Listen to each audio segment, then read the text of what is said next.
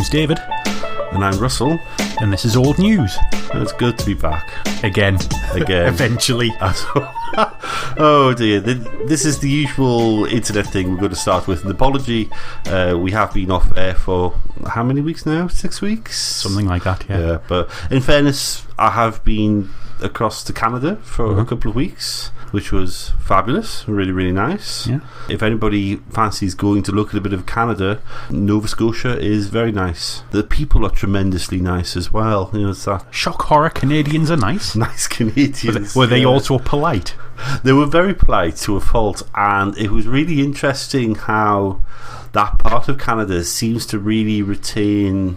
They're very community orientated. Alright. Yeah, like one of the things that surprised me was to discover that all of the fire departments are all volunteer ran. Oh, okay. And so the firehouses, you know, form like the centre of the community in lots of places. The Legion, you know, what we would call the British Legion, you know, they have the Canadian Legion there, and they're still very active, you know, for and that part of Canada has a lot of ex-servicemen. A lot of people served in the Navy and so on. Halifax is a big military town. It has a lovely sort of community feel. You see people pulling together. A lot of things still ran on a very voluntary basis. People giving up their own money to pay for community facilities and things. So yeah, it's really, really nice. Really good. And how's things with you? Alright, got a new car. New car? Yeah. Yeah, excellent. After all your car shenanigans, it was me who got the new car. New car, and I've yet to get off my backside to replace mine. Yeah. It really does need replacing. And of course a new job as well. Or yes, a new role. New anyway. role, yeah. When I tell people about it, and I say, well, it's the payroll and HR section. Isn't that what you did before? It's the same, but different. Yeah. Old News. Our last episode, however long ago it was, the Channel Tunnel did surprisingly well. Yeah, we seem to get a lot of interest from the advertising we did on Facebook as well. We must thank Paul for providing a photograph for free of a lovely brand new class something or other train. I can't remember the number now. We'll have to look it up. That seemed to garner a lot of interest, and people came by to listen to the podcast. I haven't looked at the stats at all for who's listened. So. Yeah. 2 episodes ago, some of you might have realised the episode took a lot longer to download than the previous ones, and that was because I had accidentally recorded in incredibly high quality. Super high definition. Old News. And I didn't notice until it was already uploading, and by that time I couldn't be bothered to take it back down and reduce it. So apologies if we've consumed all the bandwidth. Yeah, but one of the upshots of that was that we had to start paying more for our the hosting, right? Yeah. But that means we now get a lot more stats on who's listening and where and so on. All right. So you can probably guess the top 4 countries that listen to us. UK, Canada, and the US. Yeah, but not in that order.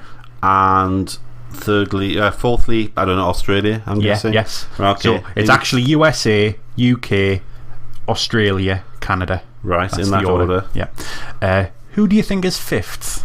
Netherlands. Nope. Korea. Nope. Japan. I don't know. We are fairly big in Japan. They're about 7th or 8th. You do like to say big in Japan. I'm big in Japan. Yep. That's a terrible joke. Yes, go on. Colombia. Yeah. Now, how much of this is real listeners and bots? Is Colombia famous for having lots of bots? I wouldn't have said so. I mean, Russia, the Ukraine, those sorts of places. Yep. Colombia, Venezuela, maybe. Well, it depends, doesn't it? Because isn't there some places where lots of people are using a certain version of Windows, and you know that's maybe very common in that country, and there's maybe a security loophole that if you are from Colombia or Colombia, as we should say, please do get in touch, or we're very welcome to be here with the rest of us. And in the USA, because it breaks it down by state in the USA. Oh, really? Which state do you think we're biggest in? Oh, I don't know. Maybe it's the South? Nope. No? Okay, go on. Okay. Well, you'd think California. But because it's the most populous, right? California's 2nd. Right. Pennsylvania. Pennsylvania. Loads of listeners in Pennsylvania. How strange. Oh, well, welcome aboard to everybody from Pennsylvania. Old news. Is there anything else we need to talk about? We didn't get anybody recording old newses for us. Yeah, sad face. Bad state of affairs. But well, just to repeat the request, if you want to appear on Old News, like for free, you can just find a microphone or whatever, and your phone, and record the words Old News and send them to us, care of all of our contact details, which will be coming up later on in the program. Very, very soon.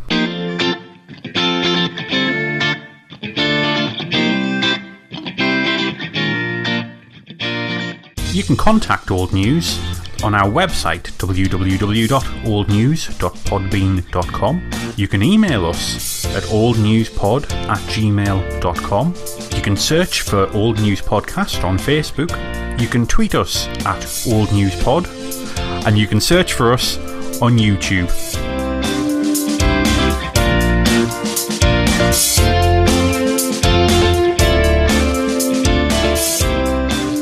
How long before either of us makes the bicycles joke in this podcast? The bicycles joke? Because we are going to be talking about farming. Huh?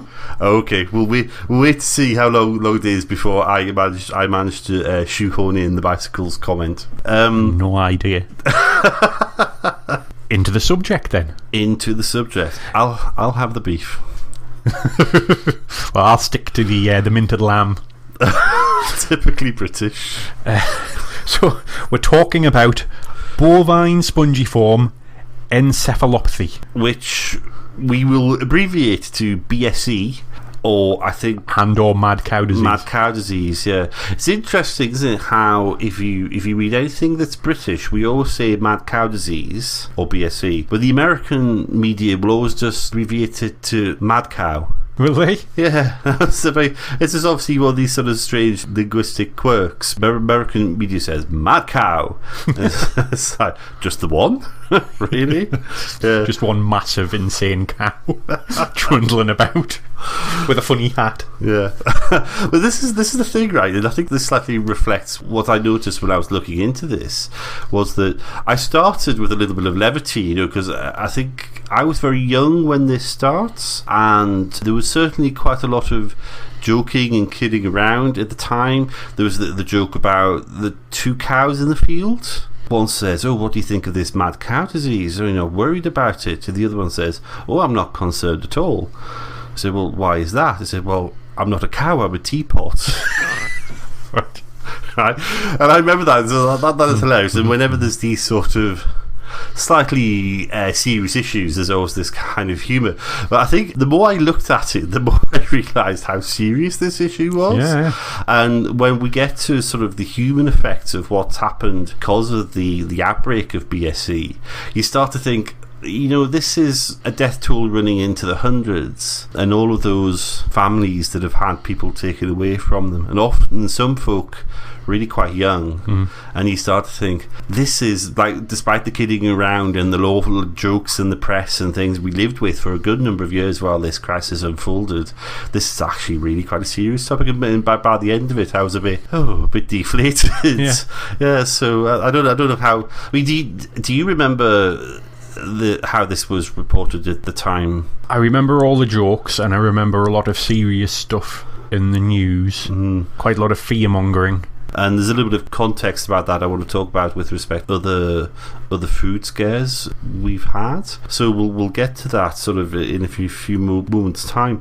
But just to sort of tell a little bit of narrative, we don't want to get sort of bogged down in narrative. I've written here, the first recorded case is in 1986. Yeah. It takes a little while. The Ministry of Agriculture, Fisheries and Food in the UK, it's November 1987 when they officially say it's a new disease that we're dealing with. I think by what I've read, that the suspicion is that this disease had been around for a little bit longer but hadn't really been reported identified as such. Yeah.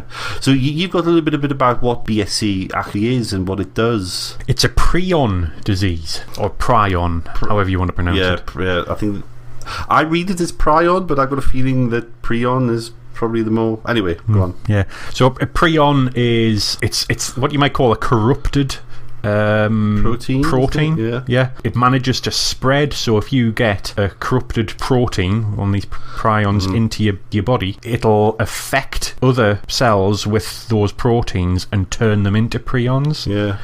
And that's how it sort of goes through your brain, and that's the problem. It attacks your brain and it turns it literally spongy. It literally puts holes into the tissue of your brain. Yeah, spongy form. I mean, it is appalling, isn't it? Yeah.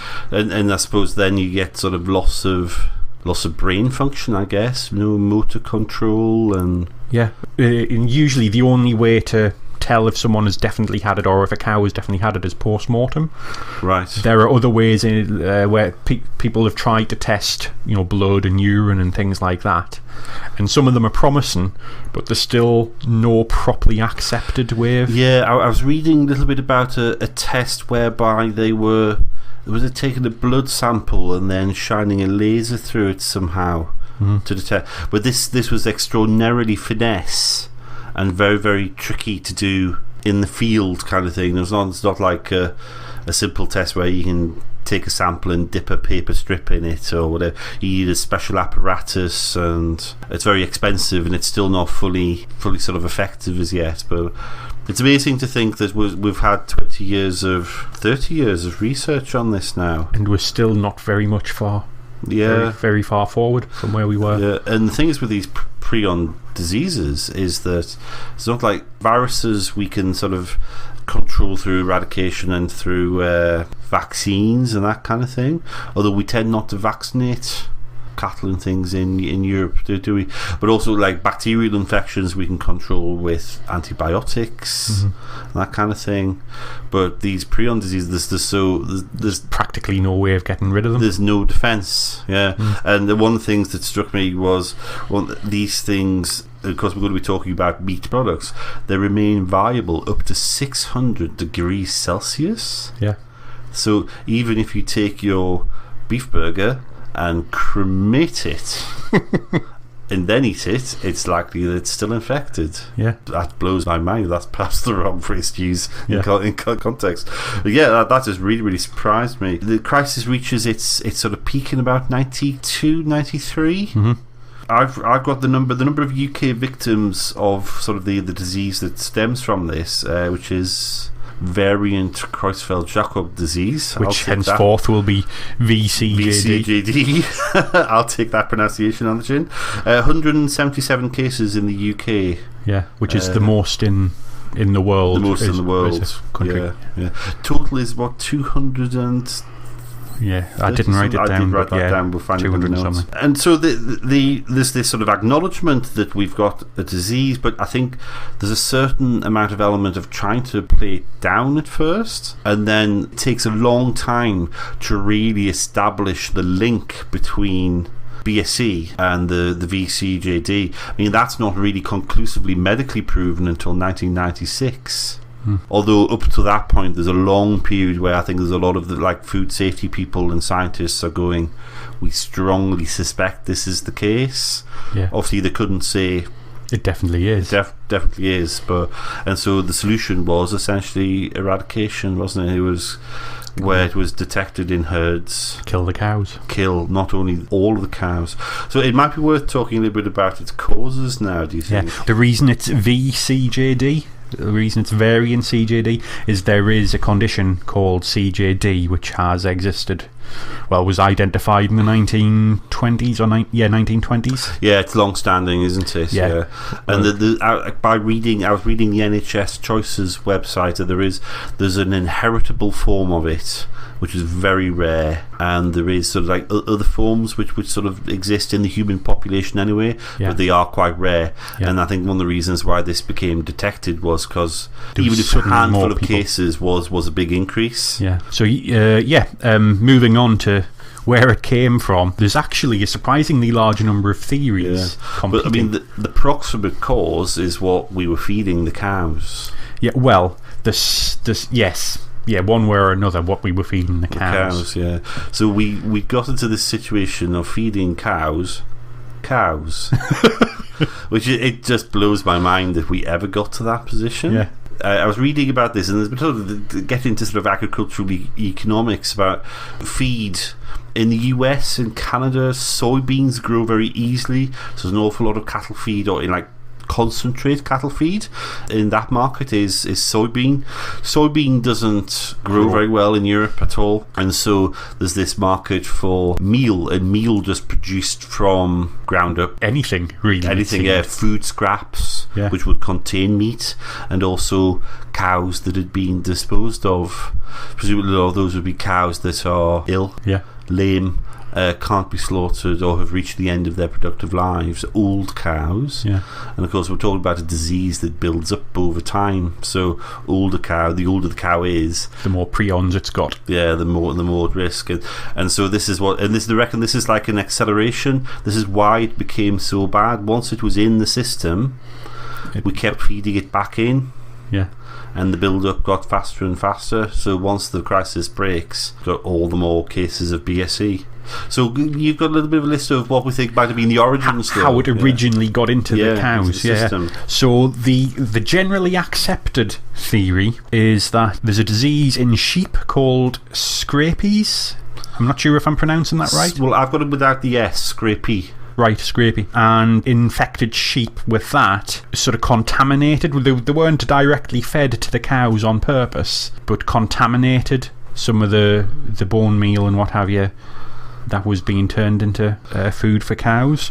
That's always what I have heard. I remember that being talked about at the time during the crisis. The official cause come to by the British, the UK, the British government, was that it evolved sort of spontaneously, that there had always been reports of diseases like this in cattle, and that a genetic mutation probably sometime in the 70s happened to one particular cow, like a cow zero if you like, and then that went into the system you've just described, where it got magnified and magnified and magnified. So that's the official thing, which I was surprised at. I didn't know. And the fact that we still hold to this officially as well.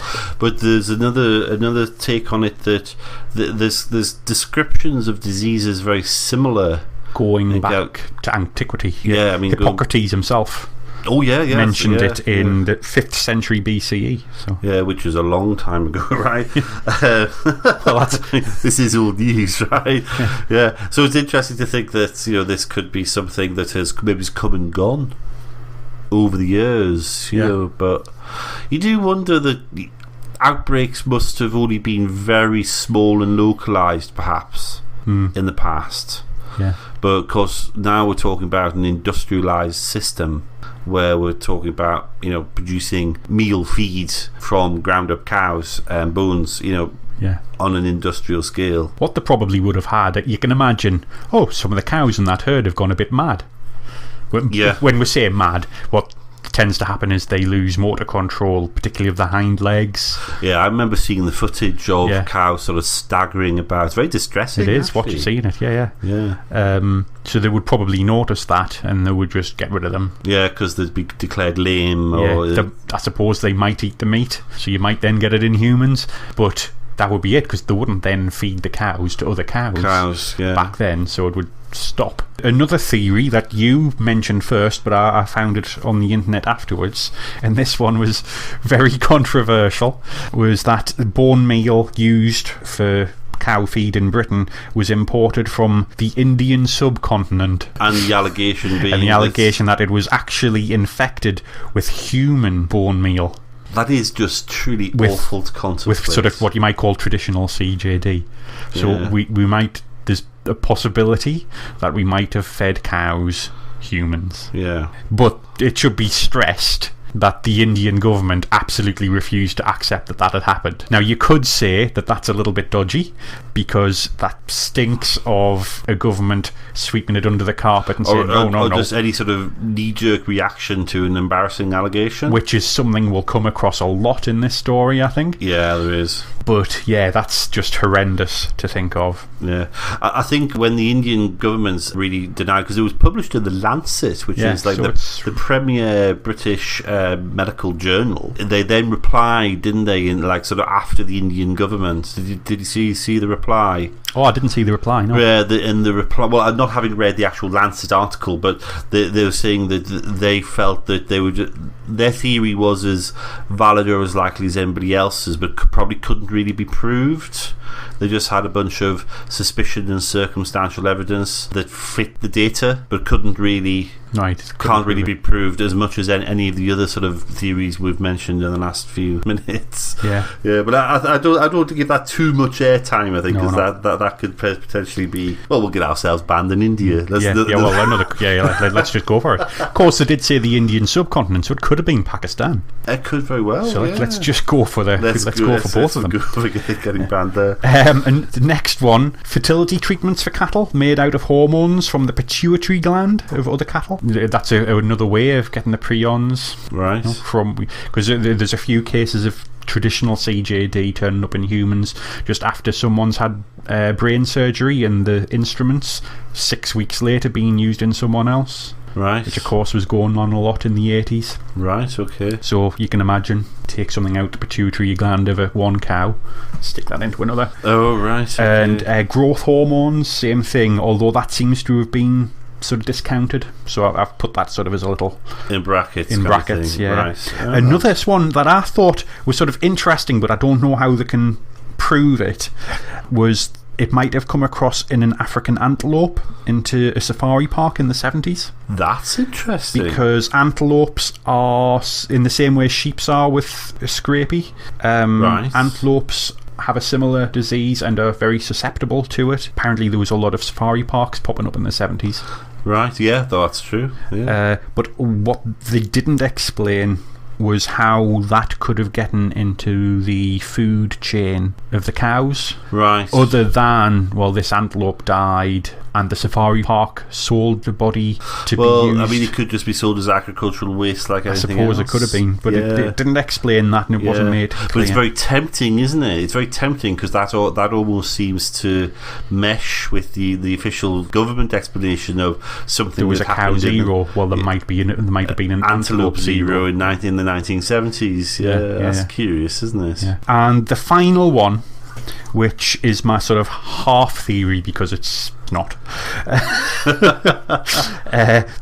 There's an organic farmer who has done a lot of research, in inverted commas, visiting all the sites of high BSE incidences. Yeah. He has come to the conclusion that it's not caused by prions. Oh, right. It's caused by environmental conditions. I think I'll trust the scientists on this. Given that you can give a mouse the disease by injecting it with cow stuff, right? Yeah, well, that's not conditioned. We can discount that. But isn't that interesting? It's worth speaking that there's this non-scientific theory that still gets like airtime. Right, it's knocking round. Okay, yeah. And I suppose any discussion of BSE, there'll be somebody looking for balance, and this idiot with his pet theory will get trotted out, right?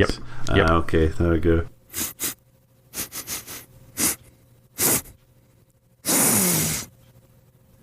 Old news. So I think the way this pans out in the UK is that this scandal breaks and it gets worse and worse and worse. And once it's acknowledged, once people start to understand, and we see the very distressing footage on the 6 o'clock news on the TV of cows stumbling about, the government has to take action.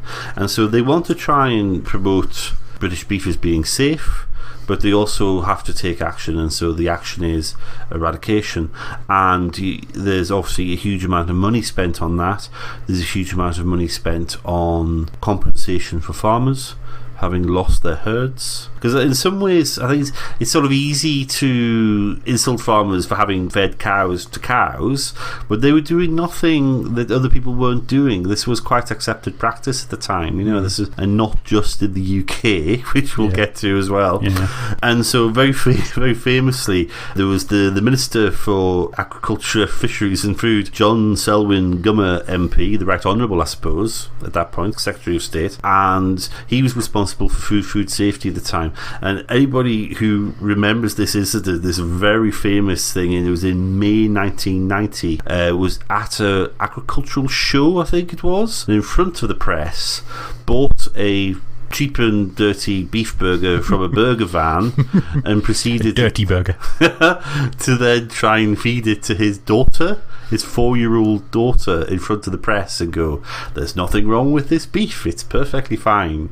And so everybody said, oh, he fed it to his daughter. Actually, if you look at the footage, the daughter goes, oh, it's too hot, and passes it back, and actually he's the one that eats it in front of the camera. I can kind of see what he was trying to do, but I think it's so unfair to have used his child. Yeah. That is kind of the most memorable thing of this, like from the news. It's the one image we all keep.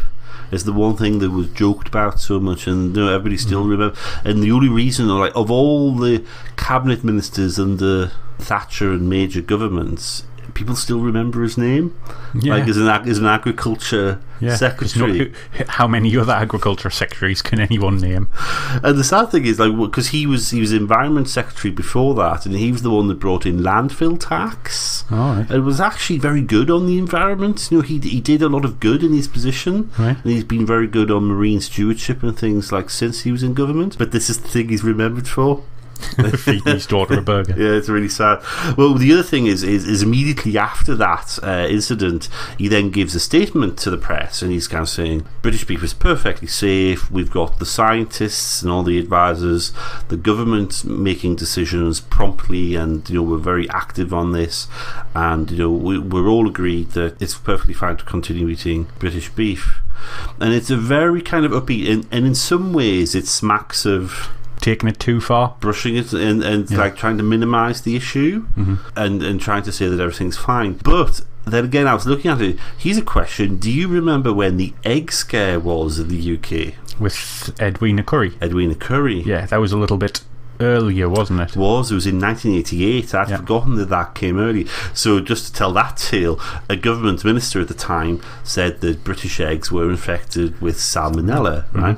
Which was quite probably true at that point. But by the fact that she said it and was honest, it just created a massive crisis in the egg market.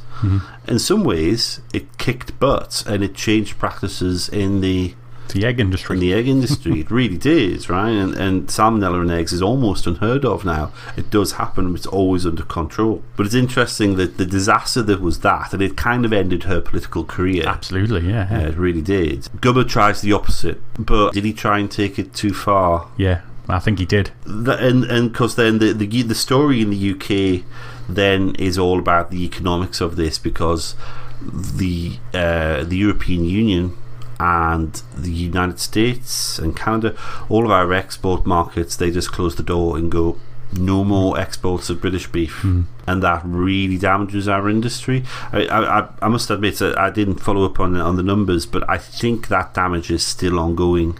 Yeah. We don't export as much beef as we used to.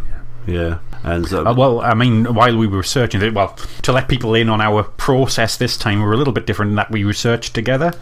Well, we researched separately together.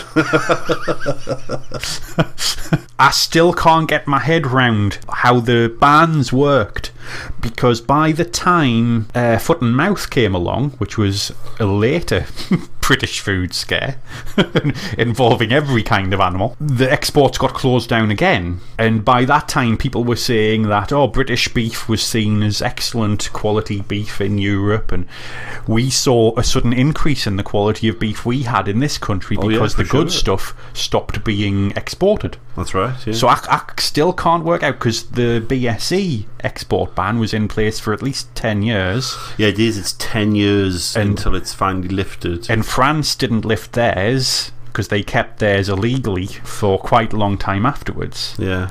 I can't quite work out.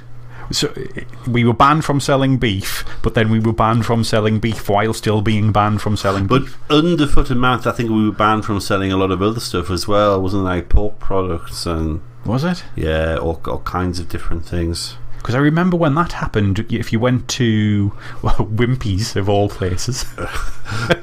Wimpy being a long forgotten there's still some open, you know. They do exist, but they're largely forgotten British fast food chain. There happened to be one in Chesley Street at the time, and it was the only fast food place in Chesley Street. But they stopped selling their beef burgers and were selling minted lamb burgers.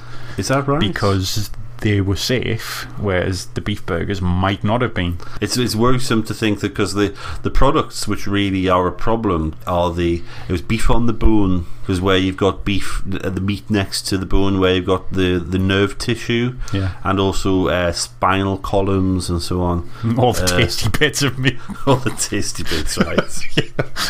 Love me a bit of spinal fluid. Oh dear, yeah. But this is the thing, isn't it? Right, I remember the time when you saying to me, you know, oh, do you know those beef burgers we get at school? Yeah. In the school meals, you know, probably contained eyeballs.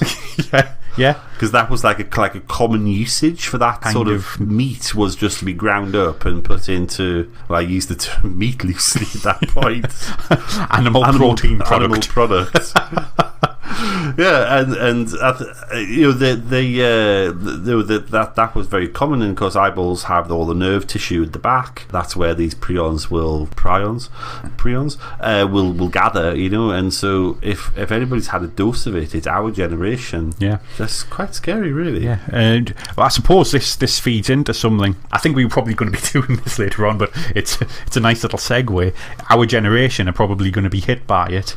The operative word there is still probably going to be. Right, yeah. Because it's CJD seems to have an incredibly long incubation period. Yeah. I remember at the time it was said that was about 20 years. So it should be about now that we're all feeling the effects. Yeah. But there's thought that it could be up to 50 years. Yeah. Well, we might all die of other things in the meantime. We might as well die of other things. What do I fancy dying of today? Yeah. I think there is certain conditions which aren't worth treating, because it's more likely that you'll die of something else in the meantime, isn't it? Yeah, that's true. The treatment will be worse for you. Old news.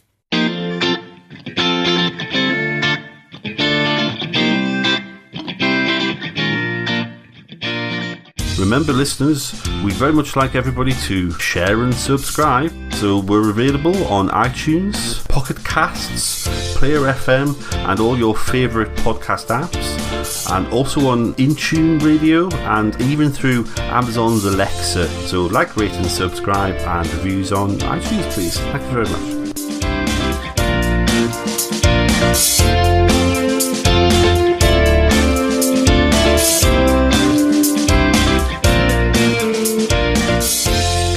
Talk a bit about like sort of the causes technically or scientifically, and I've written a little bit about sort of like the causes generally. One of the things that surprises me is this is very cost driven, isn't it? This is about taking a waste product, dead animals that we don't need, and things like food scraps and whatever, and recycling it. It's there, you know, it's a cheap source of protein to feed cows.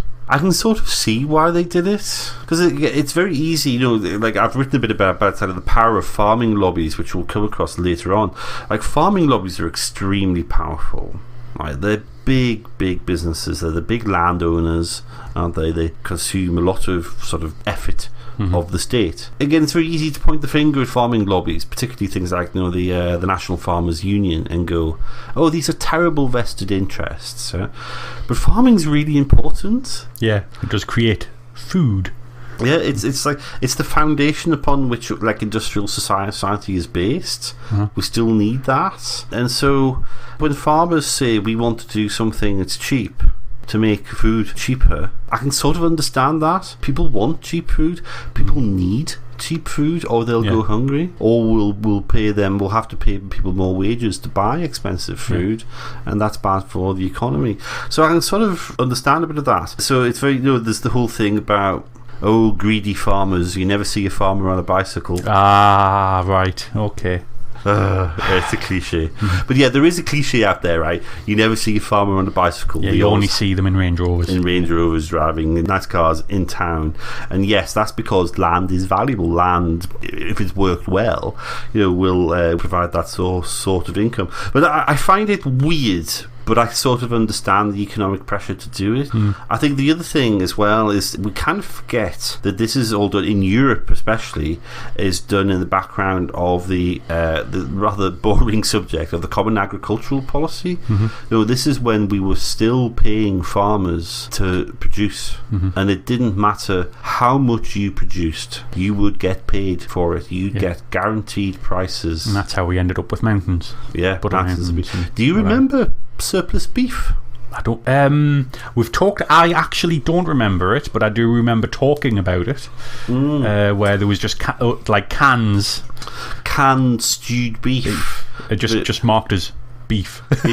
Well, I remember seeing it. I think in the UK, I think you had to be a claimer of benefits and things to qualify to be issued free surplus beef. Right. And I remember seeing it in a shop somewhere, and it was the cans were unlabelled.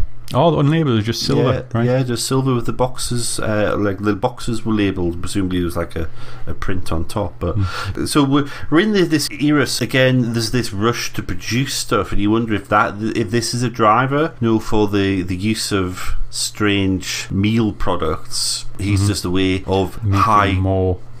Yeah, more food, more beef, because we're feeding them this high density protein food, And I think maybe we should probably think a little bit about the policy was probably driving part of this. And the other thing is we were talking about eyeballs, and I just wonder, and the only reason why eyeballs in all of that product is used is because technology moved on in that era, and we had mechanically recovered meat, which is still a thing. Yeah. A lot of meat product for your cheap sausages and whatever is all mechanically recovered. Do you know how that works? Yeah, they get the carcass, and very high pressure water is sprayed, and you just get a slurry. Bits. Yeah, and then you squeeze the water out of it. Yeah, put it through a big sieve. Mince pie, yum yum. Yeah, that's the thing, isn't it? We all eat it, and it's very tasty. Probably because it's got loads of salt in it as well, but to make it tasty. Yeah, so it's interesting to think that we've got all these different drivers, and I think there's a certain people want to point the finger at farmers. And I think that tends to be more sort of organic farmers as a lobby. Maybe it's people who have maybe it's a vegan or vegetarian standpoint, kind of a lot of green. Lobbies point the finger at the farmers and go, there's a terrible industrialised agriculture. But we're an industrial society, and there's lots of us, and we need feeding, right? And so I think that's just very easy and very lazy. I think there's policy, we can debate the ins and outs of the Common Agricultural Policy, but that sort of made sense in a post-war era. We still needed... It was probably about the time we should have been changing it, and we left it running too long the same. But after World War II, we did need... not just food. Well, yeah, because people literally died. People literally starved in the streets. In continental Europe, less so in in the UK, because we had people to rely on, like the Americans and the Canadians and New Zealand. But places like Netherlands, in 1946-47, people died, didn't they, through starvation. So we've got that sort of context. So again, it's easy to point. I think there's a lot of people who are pro-market forces and anti-government and anti-bureaucracy and maybe anti the EU, perhaps, and they point the finger at them and go, "This is terrible government regulation that's caused this," or whatever. But I can kind of see why they were doing what they were doing. If you still left it to market forces, you would still get the same thing. The cost drivers were still there. Yeah, because we don't have the supply of soybean. Right? But what it did take, if they're the things we can see what they were doing, it's that little thing that says you were feeding the cows to cows. There's a reason people don't eat people. Well, I genuinely laughed out loud when I read the sentence in the Wikipedia article, which I started with, is, quote, "Cattle are naturally herbivores that eat grasses." Yes. And you know what? The fact that even needed saying in this. No one stopped to go, We've known this for quite some time, haven't we? Cattle have been domesticated for the last couple of thousand years at least, you know? Old news. One of the things I wanted to do with this episode is kind of broaden out the story, because I think we in Britain see it as this very kind of Britain-centric. Yeah, UK-centric. this terrible disaster that happened to us. Everybody else sort of built the wall around us and refused to import our beef. But so there's all these kind of bigger pressures going on, and I think it's worth just visiting what happens elsewhere in the world. Yeah. So, which country had the most cases of BSE in its herd? I know this. You know, and I know. France, the French Republic. Shock horror. Isn't that just appalling? Yeah. Isn't that just appalling that this story, still years later, everybody goes, it's a British disease, and the French were doing everything to cover it up? Yep. Right, we'll talk about the power of cultural lobbies, and the French agricultural lobby is just very, very extremely powerful. It still is, right? The ban on British beef is like nakedly political. Mm-hmm. It's nakedly anti-competitive, and we will protect our own farmers, right? And yet they have BSE, because they're doing the same thing. Soybean doesn't grow in Britain, but it doesn't grow there. France either. So that's why they're buying this meal. Mm-hmm. The meal made from cows. And so the official recorded number of cases of BSE in France, right, up until the big investigations, was 923 individual cows. And after the sort of the investigations, which were court ordered after a scandal, like upwards of 300,000 cases.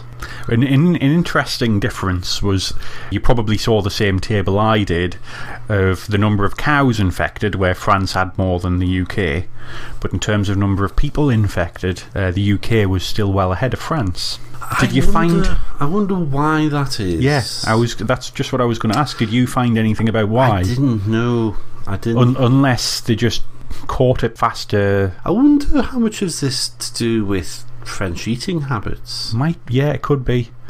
You know, our ability in Britain to eat tinned beef burgers. Yeah.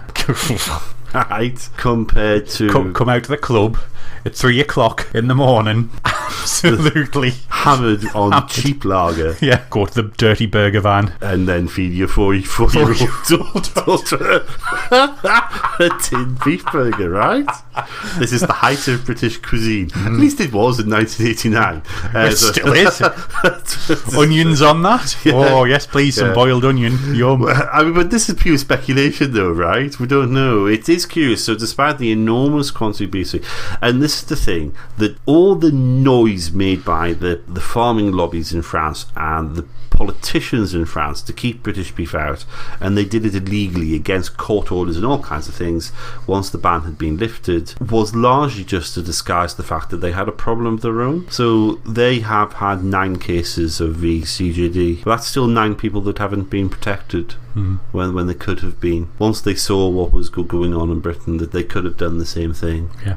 Interestingly, the Republic of Ireland they have the same issues as us in some ways, to a smaller degree, but they cooperate. I think if anybody comes out of this really well, the Republic of Ireland, they were very responsible. They acknowledged their problems. A lot of the investigations that were done on a joint British-Irish basis, because they had cases in Northern Ireland and in the Republic.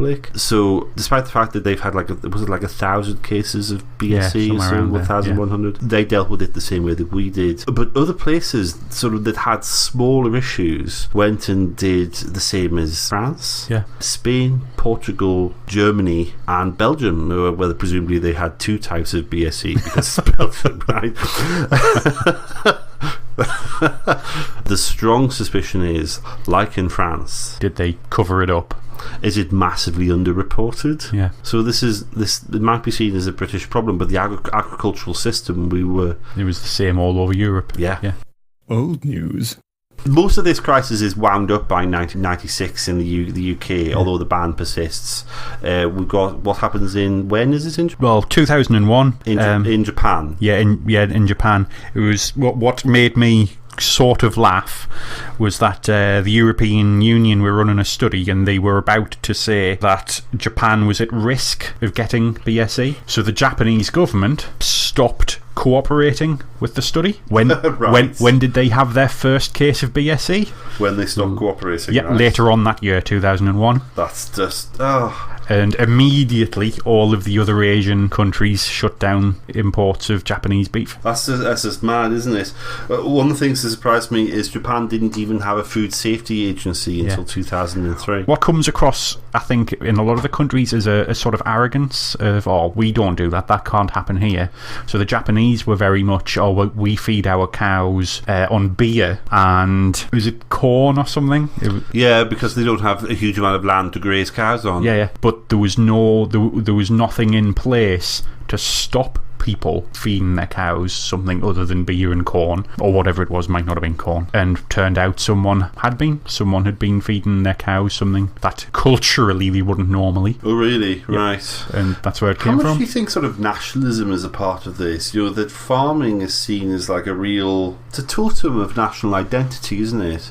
I think less so in Britain, but certainly French farming is seen as being very much of France. It is France, you know. Yeah. Is it linked to your cooking as well, perhaps? Yeah, and your cuisine. Yeah, right. Yeah, you know, French cuisine is held in high regard, or as you would say, Japanese. Beef is considered very high What's quality. that very posh beef called? Kobe beef? Something like that? Kobe beef is this, yeah. And so you've got this sort of very knee-jerk reaction from the Japanese. But again, the Japanese are forced to do the same things that everybody else did. Yeah. They ban the feed.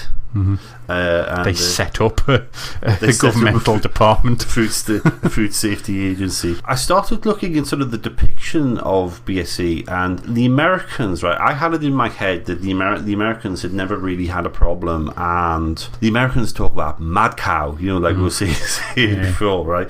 And the agricultural lobbies in the US were extremely keen to ban imports of British beef. The moment they had an opportunity, you know, it's that sort of protectionist thing again.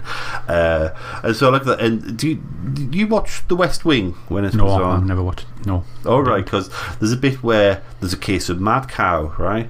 And there's this sort of, oh my God, Armageddon's going to happen because there's been a case of mad cow. And it's really interesting because they kind of think, oh, well, all of the Brits were poisoned by it. You know, they're all going to die. It could happen here. And there's a whole debate about, do you cover it up or do you be open and honest and whatever. Turns out it's a false alarm, if I remember rightly. But actually, this is very much a story of the US and Canada. This is a North American problem in 2003. And the first case is on May the 20th, 2003. There's an Albertan cow who presumably has been drinking shale oil or something. And maple syrup. Having been so nice about the Canadians at the top of the show, and now I'm making sarcastic. Well, it's Alberta though. Yeah. Anyway, they're not real Canadians. Well, are they more Canadian? They just have. Is there a scale of Canadian-ness? They just have lots of oil.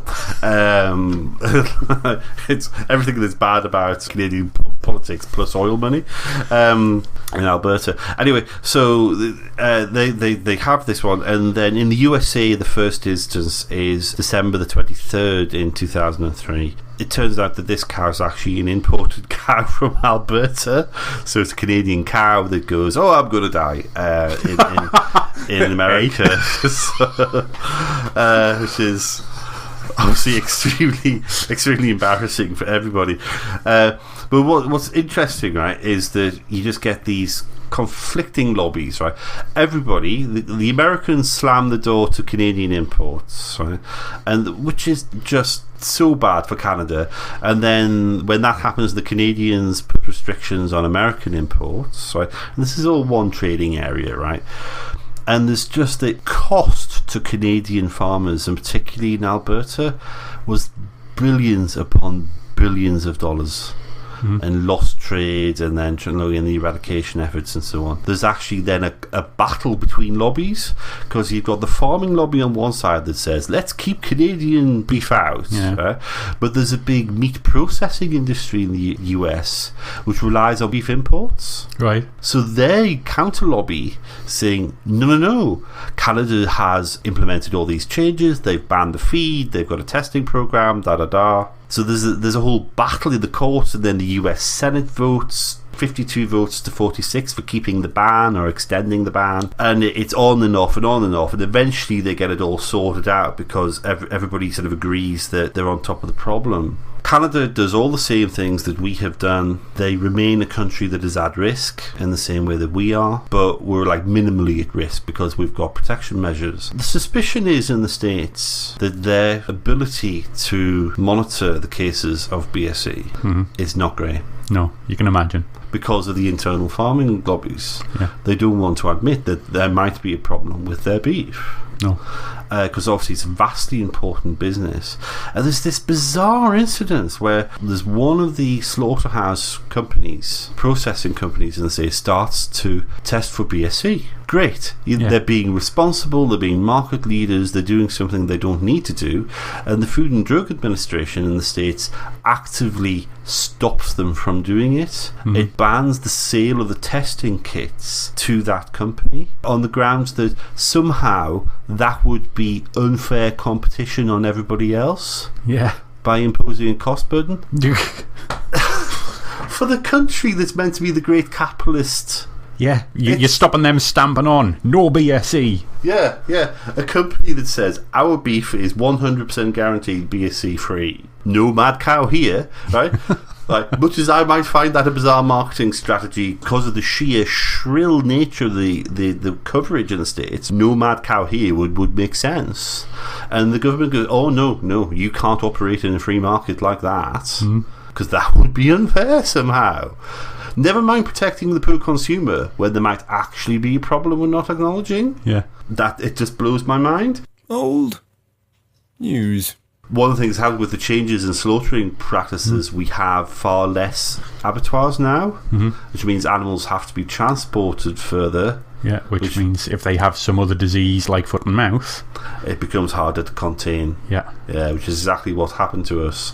So the things that were forced upon us to get rid of BSE are possibly contributors to the outbreak in foot and mouth. Yeah. But even 10 years after the foot and mouth outbreak, the American border still has big signs that says keep foot and mouth out of America. British produce ban, Yeah. Right? It obviously offends my national sense of pride to see Britain trashed the moment you get to the border. Yeah. And we are trashed. We are, yeah. It's a little bit upsetting to see it, actually. Yeah, but that's only there because of an agricultural lobby that says, well, let's trash somebody who's trying to compete with us. Yeah. I think. I don't think there's any scientific basis for that. Well, it's old news.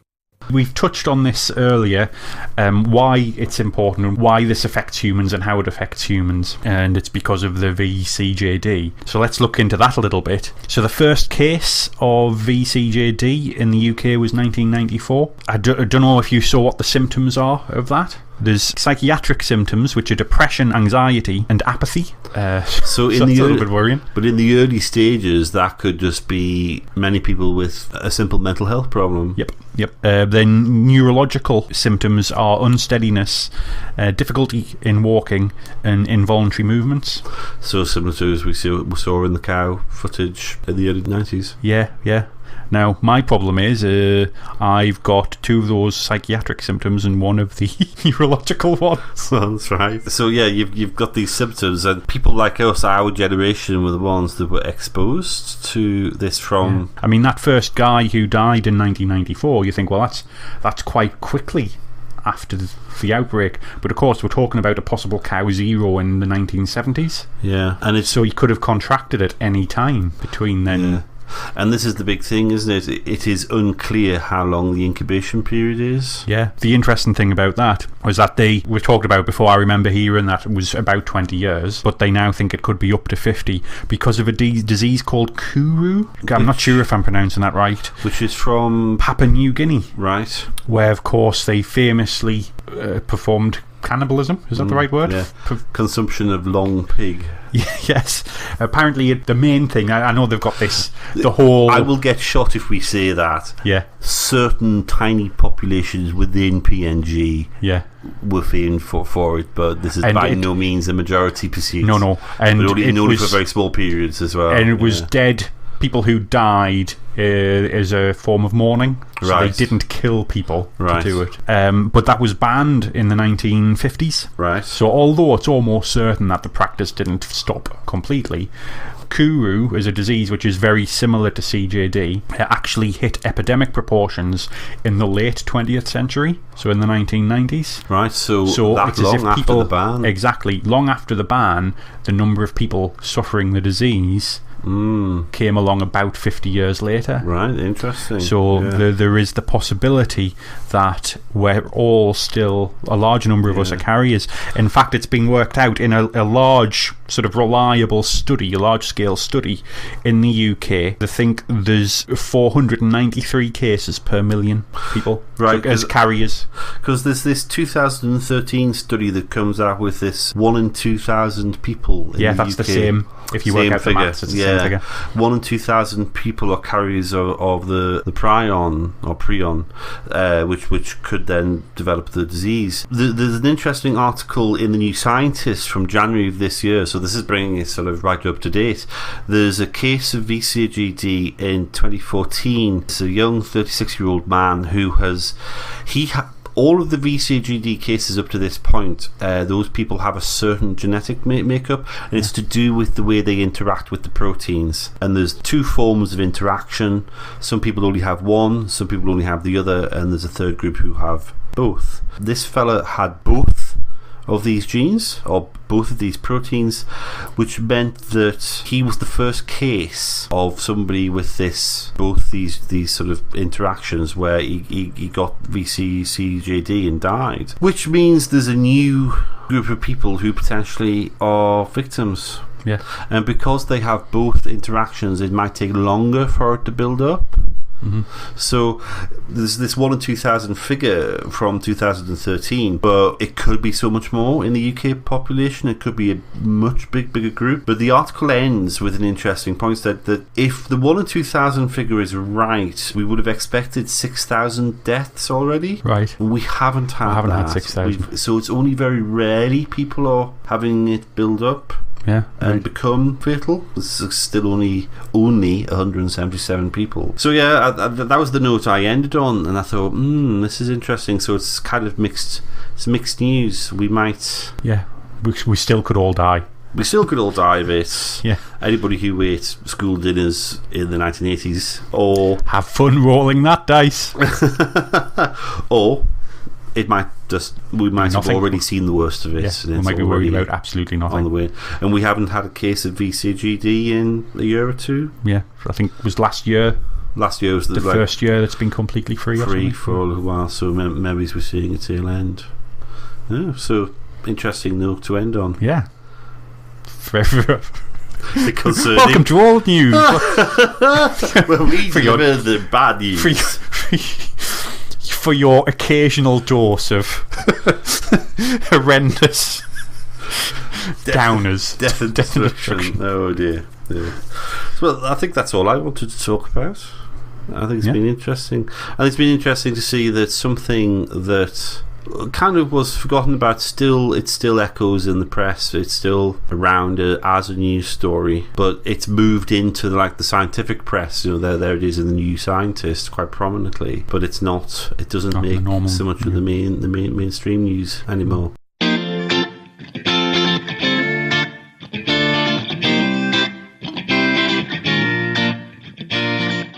Old News Podcast, as always, would like to extend its thanks to bensound.com for them supplying royalty-free music, and also to Mr. Peter Kitson for the use of his voice.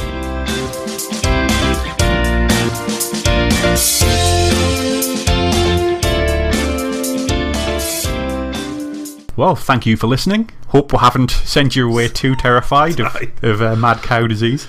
I think we're in control. Should I put a moo moo sound effect somewhere. I imagine you're going to. It'll probably be very poor taste, but Oh, yes. I imagine it'll happen. Oh, yes. But yes, goodbye. Goodbye.